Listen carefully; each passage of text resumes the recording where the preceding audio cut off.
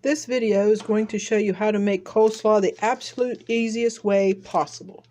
Thanks to Dole having classic coleslaw mix. The cabbage and the carrots are already diced up. And Marzetti's coleslaw mix. Just dump it in. This 14 ounces of the coleslaw, the carrots and cabbage, and then 2 jars, they're 16-ounce jars of their Marzetti's coleslaw dressing.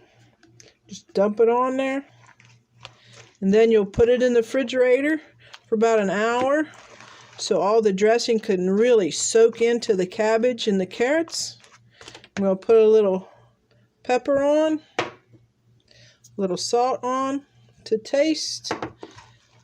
We'll mix it up real good.